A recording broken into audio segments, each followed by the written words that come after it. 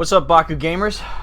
Y'all can't give me a break. Y'all can't give me a break, man. I wanted to hang out, be with friends today, loved ones, all that, bro.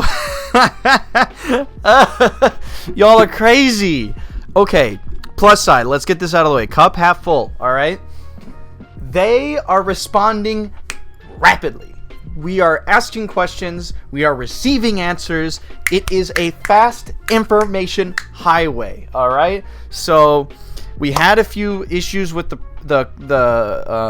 answers that were given to us this morning, which was mainly the Maximus one, because if that were to exist the way that it was written out, it would not only conflict with what Justin has already ruled, but it would be freaking stupid, and Maximus would be one of the best decks just automatically. Why even try anymore when you could just have a bunch of flips in your deck and then have a win condition?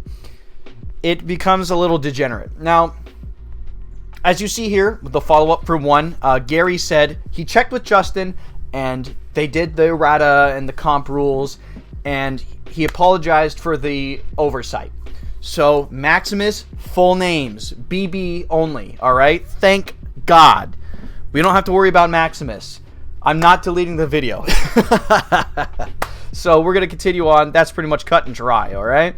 So, the highlighted ones are... Okay, so, this is the one about Ninja Gear. So, it has been ruled that during the battle phase, or the brawl phase, when the Bakugan are fighting each other, you're activating your action cards, you're activating your gear cards.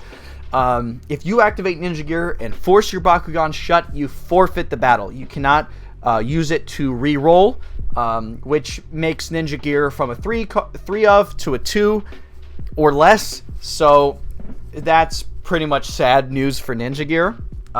It's still worth being played in decks that like to spam out the same Bakugan 2 turns in a row, so that's not bad, but yeah, the player with no open Bakugan just forfeits, so Ninja Gear does not work in the brawl phase.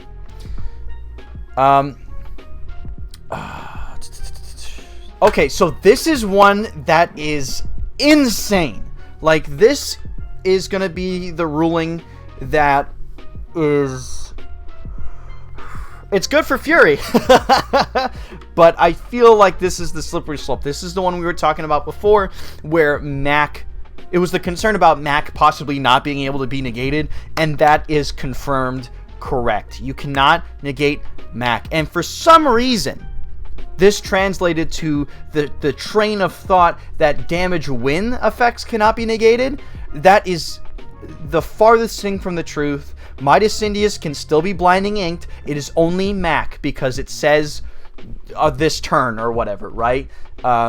Because it is confirmed that you cannot interact with it with Sinkhole, and that also makes Washed Away, the new 2-cost negate a gear, not work against Glimmering Glaive, following that logic, which would be the only reason you would run Washed Away. So a new card that we literally knew about for maybe 2 weeks to a month is automatically just invalidated by this ruling. And then that also includes funny little interactions with Serpentee's Burn, Pyrus Serp, how we would rule it before using our own school of thought. It would be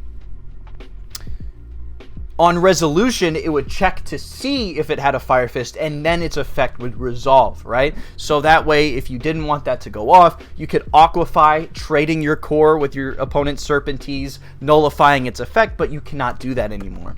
It is on play. If it has the Fire Fist on play, it goes through no matter what.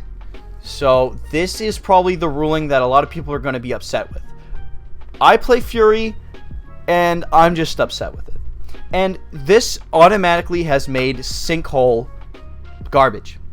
This has made Sinkhole not worth running whatsoever, because Mac was the one thing that Sinkhole was going to be good against. And now that Maximus is back to being tier 3 or 4 garbage, Sinkhole is not worth it in that regard as well. Because you were running it for the max and then stopping the heroes that could possibly just activate a win condition.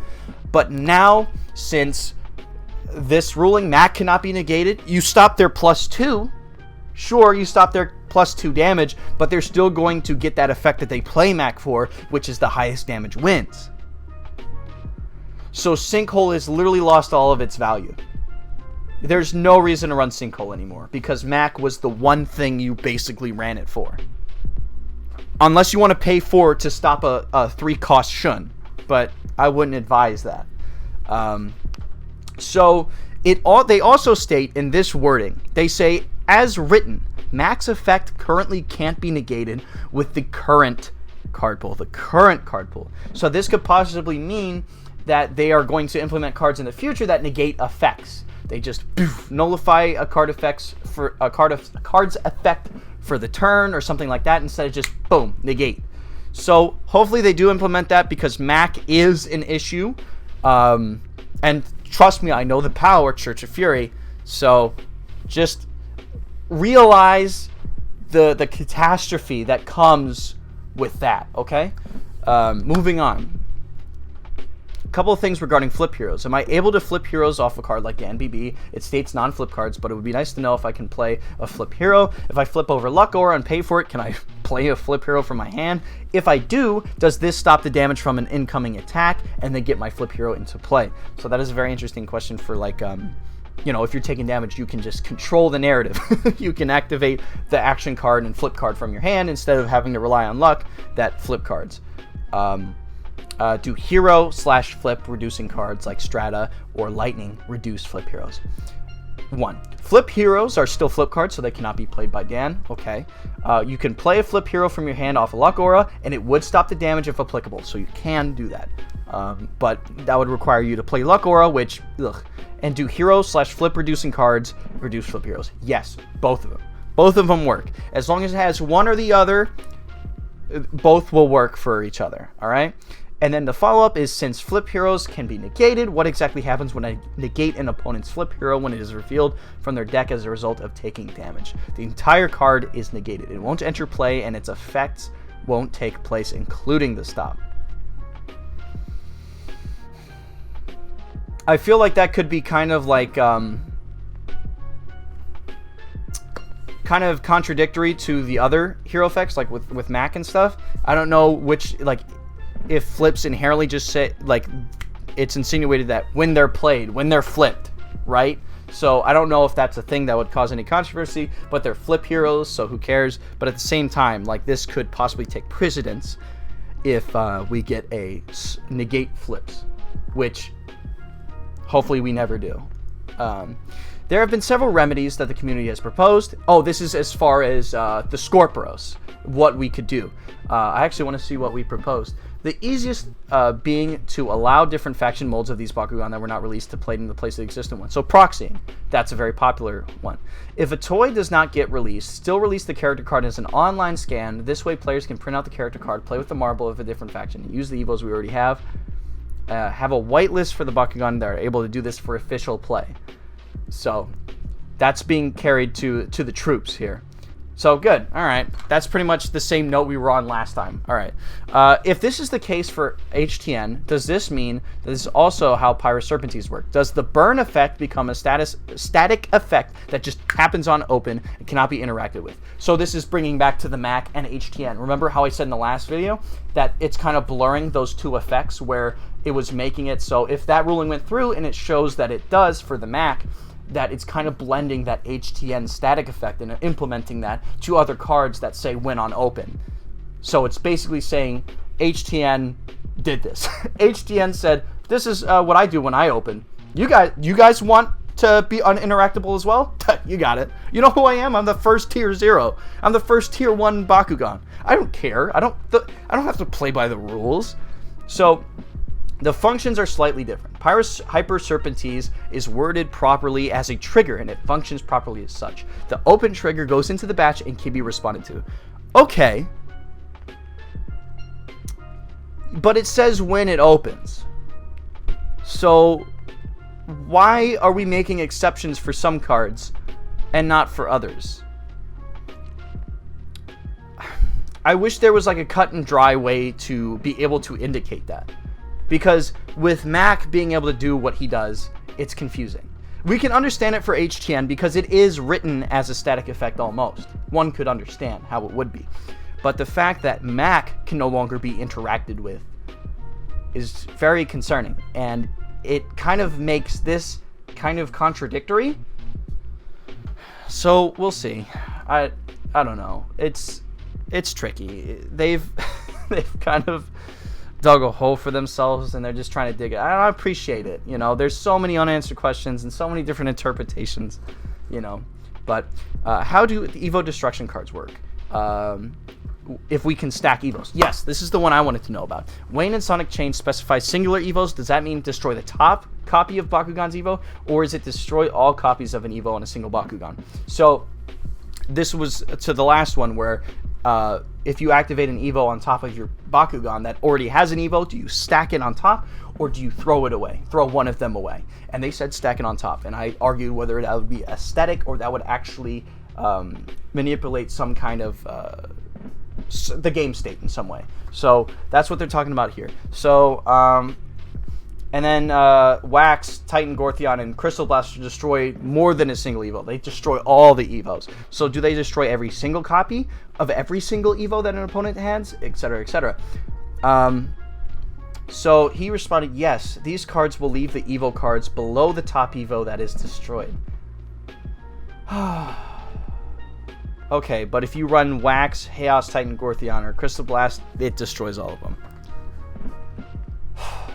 I'm personally not a fan of that one, but I can understand it. I'm not a fan of that. I don't like that you can just activate an Evo on top of an Evo and protect it. I think that's stupid, but I understand.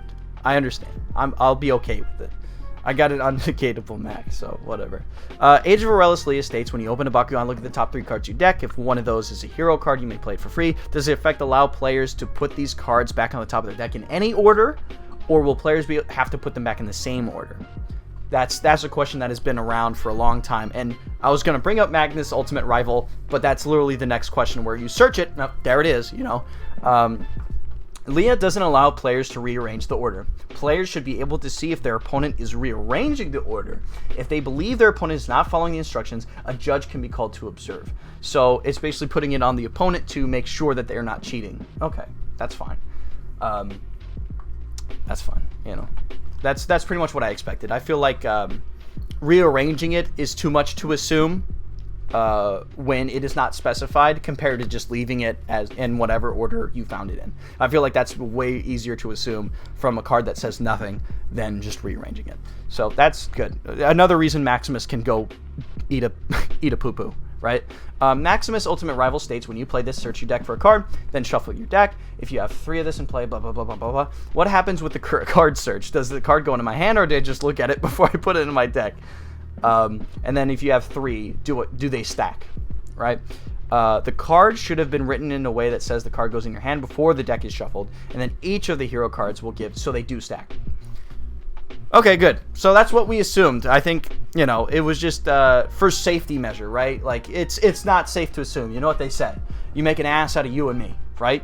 So that's round 2. I can't wait for round 3, 2 hours from now. That's going to be so sick. Obviously, I voiced my concerns with how the slippery slope of Mac being uninteractable and a lot of cards just like it, but for some reason SERP not being uninteractable.